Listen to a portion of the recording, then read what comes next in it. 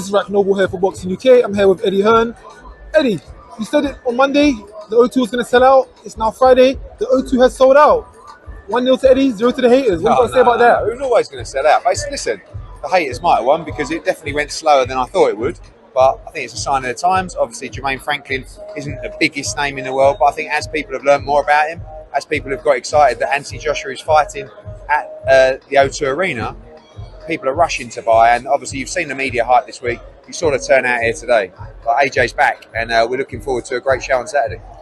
AJ came in at 254, I believe it was. 255, yeah. Came in a bit big, came in bigger than he did before. I mean, I think that he's come in with a view to be destructive in this fight. You know, I think in the past, everyone's focused so hard on the weight, haven't they? Like, oh, he's coming in. And if you look back, you know, the Usyk fight, he came in light because he wanted movement and he wanted speed. He's coming in this fight, he's always got speed, but he wants to be a big, strong heavyweight. And I think he wants to push Franklin back, bully him in there, and try and knock him out. And he looked all business up there.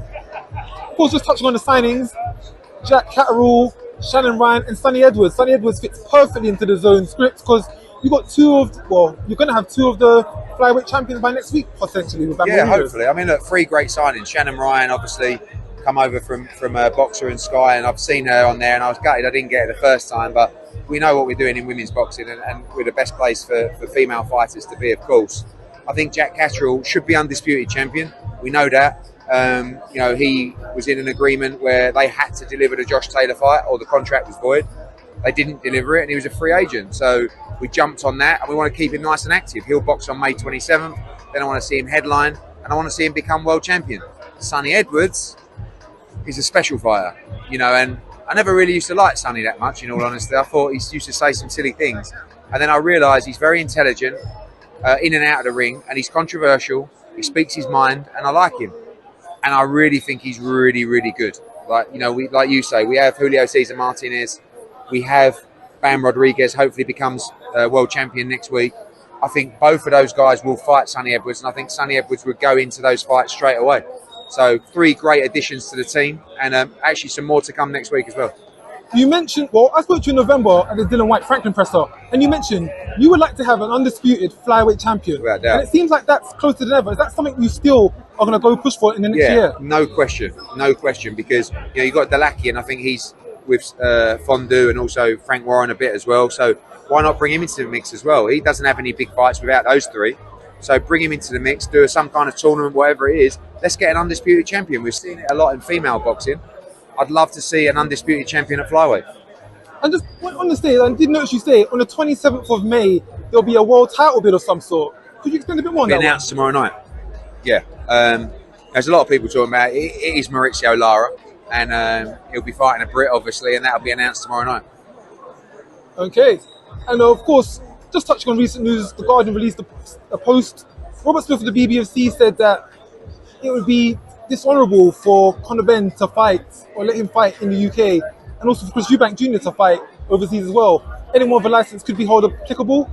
Does that make you feel any pressure that promoting Conor Benn overseas? You know, at the end of the day, international commissions are happy with the process that Conor Benn's gone through with the WBC and the people in charge of that testing process. So they're happy to licence him. The British Boxing Board of Control really, right now, has no jurisdiction over Conor Benn. He's not a licence holder.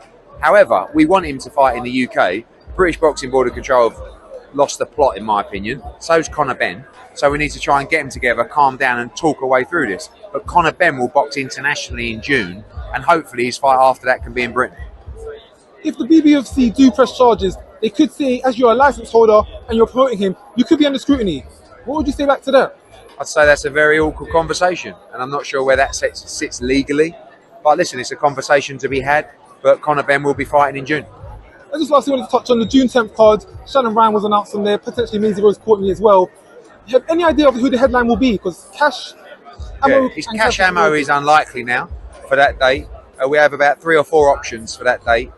Josh Warrington, if he doesn't get the Maurizio Lara fight, will be looking for a fight. Fabio Wardley, if he comes through here. Sonny Edwards as well, potentially to defend his world title. So lots of options, and we'll be deciding this weekend. Just touching the other day, Wardley Azalea had a bit of a stir at the festival the other day. That was good publicity. Yeah, well, great publicity for Adelaide. I don't feel like that's the most publicity he's ever got, and I don't mean that facetiously. You know, people talk about, oh, you know, DAZN's a small platform. Do me a favour. Come on, DAZN's a massive platform with a huge promotional company behind it. And Wardley against Adelaide is a great fight. And I think we should sit down with George Warren and Queensbury and see where we should do that fight, because I love it.